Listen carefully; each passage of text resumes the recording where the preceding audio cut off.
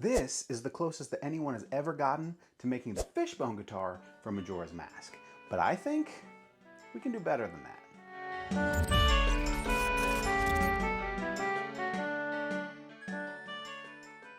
And don't get me wrong, I've been a huge fan of this guitar ever since it was a prize in Nintendo Power magazine like 2 decades ago.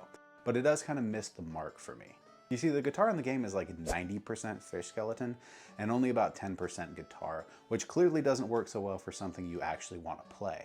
This prize guitar is actually one of 7 that was hand carved by Jackson Customs. You can tell that they wanted it to be a really comfortable playing experience, so it makes sense that they would stray away from the in-game model in favor of something that was more functional. Still, there's a part of me that wishes that it was just a little fishier.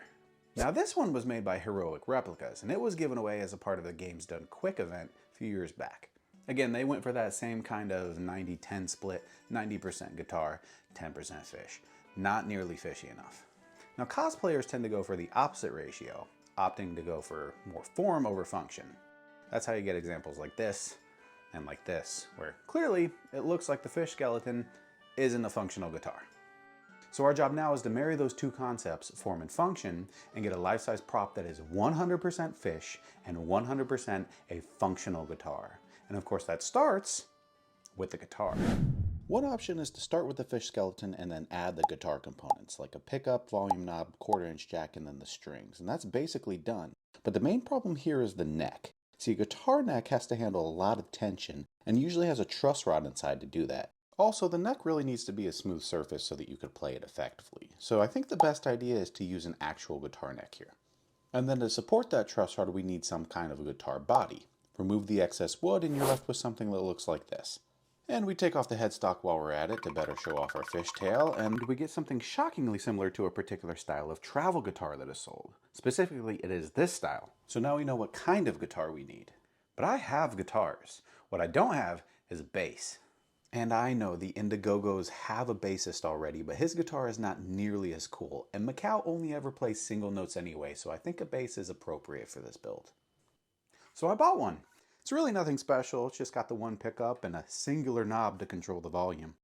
I did splurge on the 5-string model, but either way I think it's going to be a great foundation to build on. Now we just got to fishify this bad boy.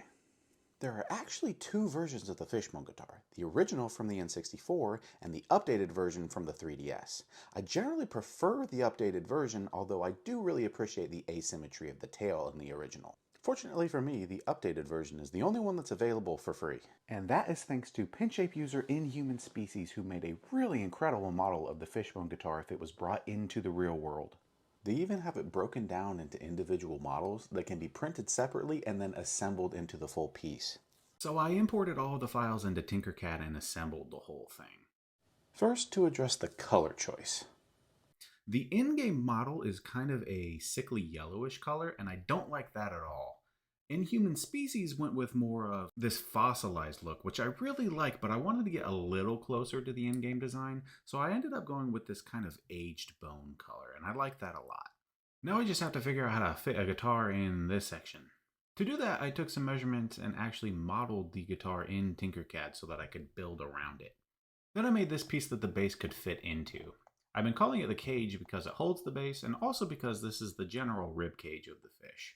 You can see that I left this cutout here for the 1/4-inch jack to plug in, and on the other side I have a slot here that the volume knob can fall into. I also have these mounting points that I plan on putting a bar across and bolting it to so that it'll hold it securely in place. On the other end, I have this dovetail joint that will be screwed permanently into the neck of the guitar. There will be a corresponding hole that the tail will slot into. Before moving any further with the design, I needed to make sure that would actually fit on the guitar. So what I did was cut out little portions of the design just in the areas that I needed to check the fit. That way I can make little micro adjustments and find where I needed to change the model and get a good fit. Once I had a good one that fit really well, I could move on to printing the full piece. And it fits. I did the same thing with the dovetails. I just cut out enough of the tail section to be able to test that fit. And this one was way too wobbly, so I tightened everything up and got a better fit. and did it one more time and got a really snug, secure connection. That way I'm not wasting a bunch of plastic testing pieces that might not work. Once I knew that the cage was going to fit the base, I was able to put the vertebrae in. You can see that I had to cut out the center section of each of them and then attach the different points to the cage. So that was super simple at the top, just attaching them here, and then at these bottom ones, attaching them to the bottom of the cage. But these would be floating in midair, so I did have to create these kind of faux bones to support them. And when you're looking at it from the front, you can't really tell they're there, and it sells that illusion that these three-pronged vertebrae are one piece. I then made the bars that would hold everything together and added some details to further sell the idea. You'll notice that I also have these three prongs up here, but nothing down here. That's because your hand will actually need to be in this area when you're playing these upper notes. So I do think I'll have these prongs printed and hopefully find a way to attach them after the fact so that I can have them there when the guitar is being displayed, but take them off when I need to play. And here's everything together and in place. Let me just hide most of it for a second because I do want to explain this area a little further. So this is a cutout that I made that will perfectly accept the cage and bass guitar as one unit. It'll all just slot into here and hold everything nice and secure. It used to be in the center. You can see it's a little lower than the center right now. But when it was in the center, it actually cut a hole here where you could see the corner of the bass, and I didn't like that you could see it. So to solve that, I shifted everything down and made this box that comes out through the underside of the skull to support the bass. Make sure there's enough material on the bottom. It's a little unsightly from this side, but that's the side that's going to be against my body when I'm playing the bass and against the wall when I'm displaying it. So I think that's a really good compromise, and I'm okay with that so that it looks nice and is really nice and secure. Now it's time to print it all out. And of course, before committing to the full print, I did make sure to cut out just that section that would accept the cage and the bass to make sure that it fit. And much to my surprise, it fits really well, like remarkably well. In fact, the cage is held on just with the friction of this piece, and it's not going anywhere.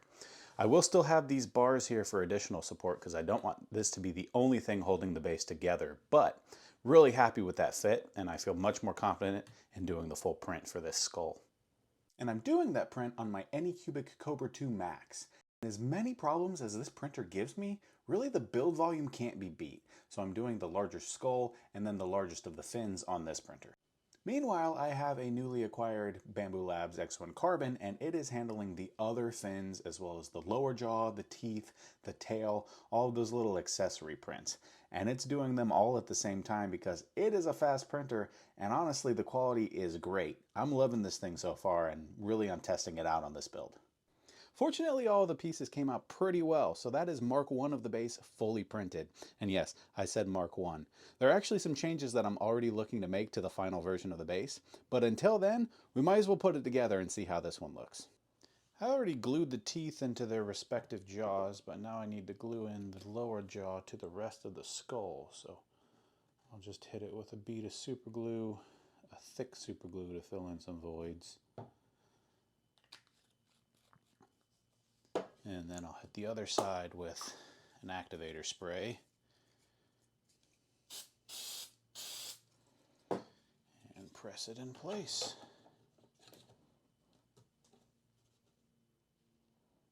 And within just a couple of seconds, that should be bonded. One fish skull. And then the cage.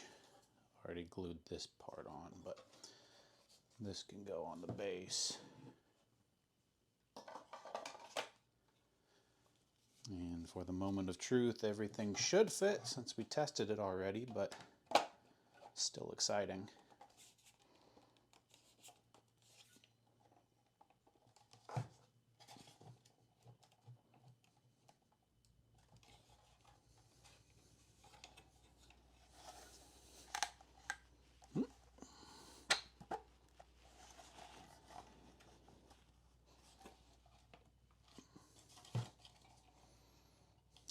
All right. I'm going to put the rest of the pieces on, and then I'll flip you guys around and we'll take a look. So here it is, the first look at the Zora Fishbone guitar. And I gotta say, I'm pretty happy with how it looks so far, but there are a couple of things that I want to change. Functionally speaking, these lower prongs, they do stick out too much, and they kind of get in the way when you're playing, so I gotta change that. Fortunately, the in-game design uses more of a two-pronged approach, so one prong on the top and one on the bottom. So I think I'm gonna shift things in that direction. And I really like the three prongs and how it looks and makes this feel a little bit more like a realistic skeleton, but I kind of prefer the cartoony vibe of the original, so I'm gonna go in that direction. Similarly, the skull looks far too realistic and is missing quite a few spikes. Namely, in this area, there are a bunch of spikes, and then this bottom fringe is much more pronounced in the in-game model. So I think I'm going to resculpt the entire skull and print the whole thing out again to look a little more cartoony. Along those same lines, the tail is missing the central spike, and I really like that spike. So I'm going to sculpt that in and reprint this as well. Then cosmetically speaking, we have a few more things that need to change, starting with these top plates. I didn't really spend enough time on these bones, and they're far too blocky and not nearly organic enough, so I need to resculpt these. And then I was hoping that these bars would serve the dual function of holding things together and also mimicking this bone. It doesn't work at all. It looks pretty bad, so I'm gonna change that. And then I'm gonna make sure that the pickup is covered as well, because I want the spinal cord to continue the whole way through. Also, the cage, you can see it too much. This outer rim of the cage being the same color is a problem. But I realized I own a printer that can print in two colors at the same time, so why not print this again with this part being black, and then all of the bone can stand out more. So I think I'm gonna try that and see how it goes.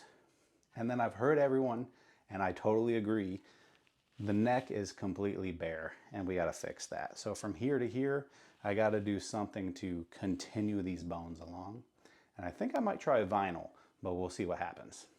All right, for the sake of comparison, I do have the original model in the Tinkercad space, and if I reveal the resculpt, here's what we have.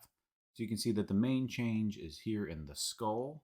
I've been referring to these parts as the fringe. So you can see on the side fringe here, I have these larger spikes, these smaller intermediary spikes, and then the webbing that connects them, as well as the beard fringe here with much more pronounced spikes and a larger webbing for it as well. Also, the jaw is one piece. And I don't know if it reads very well here, but I actually had to size everything down. So this skull is actually 250% the size of the original model to make it life size. And this one is only 200%, even though it looks relatively similar. That's because the side fringe and the beard fringe adds to the visual space. So it being 200% scale works much better. You can see I've also made the nasal bridge dip in right here, and all of that's just to make it a little more in line with the actual in-game model.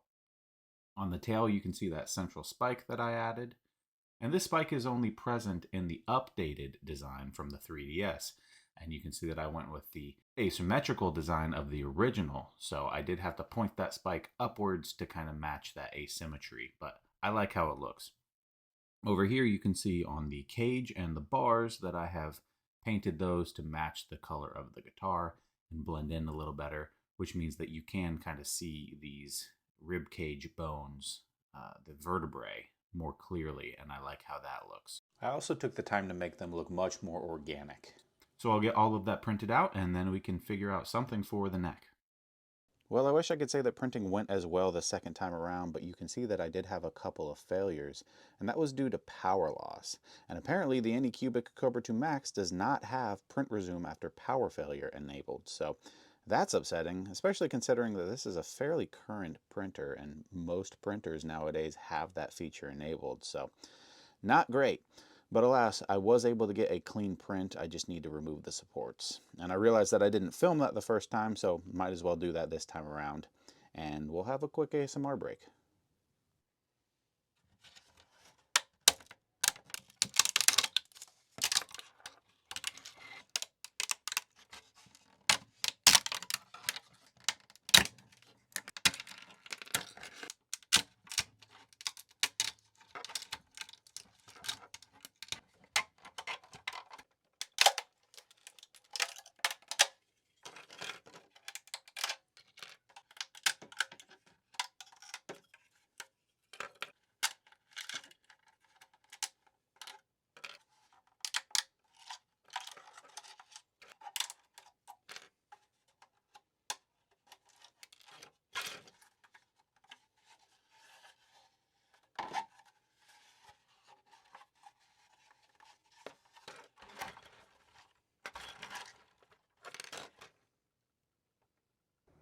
Welcome to the garage.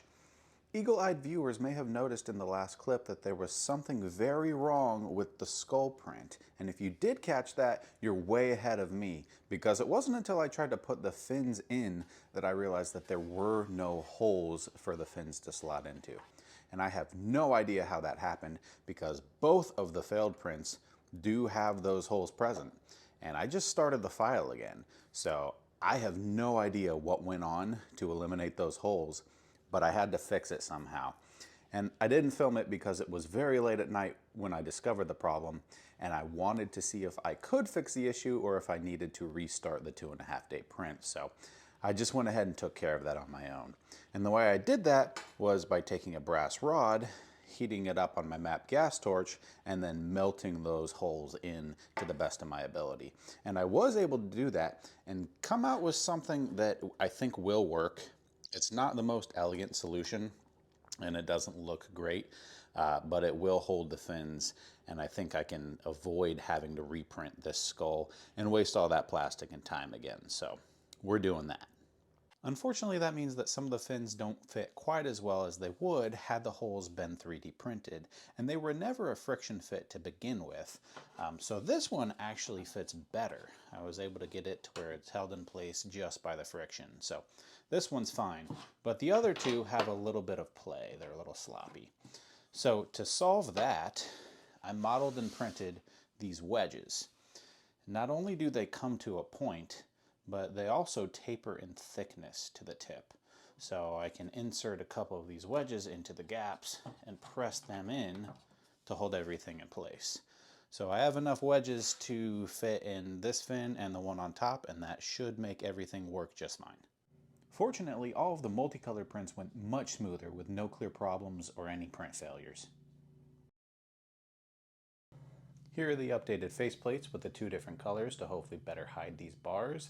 And then this plate which is raised and will cover the pickup to hopefully give the illusion that this is one continuous bone. I did end up adding vinyl to the neck, and I tried to color match it to the best of my ability. I think it looks pretty good. I didn't film any of it because it really wasn't that interesting of a process, but let me know if you have any questions about that and I can definitely get back into it. You may also notice that this piece is new, and really I just updated that dovetail joint so that now there's a plate covering one of the few remaining places that didn't have any bone. And with that, I think we've discussed every update that I needed to make to the guitar, so I present to you the Zora guitar.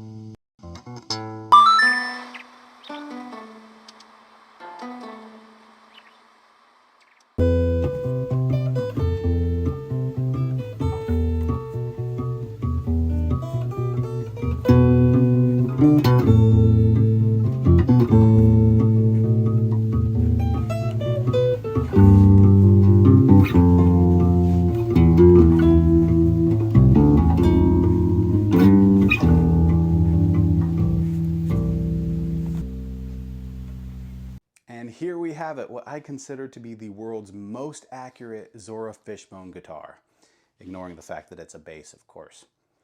I am super stoked with how this came out. I think it looks great, it plays great, it's comfortable for the most part. Playing is no issue, none of these spikes get in the way. And because we changed to the two-prong design, none of this gets in the way anymore. The uncomfortable part is when I take it off. If I put it on the ground or rest against my leg, these spikes do kind of dig in, and that can get pretty uncomfortable pretty quick. But I think it's worth it to get this kind of original cartoony design look. I really like those changes that I made. But I do want to know what you think. Do you prefer this cartoony design or the more realistic skull that Inhuman Species made? Either way, they're both great, and I think they both have their positives and negatives. For the cage, I really like the decision to go with the two different colors, especially when I'm wearing a darker shirt like this. That cage really blends in and makes these bones stand out that much more. Also, let me know if you like the two-pronged approach or the three-pronged design of the vertebrae.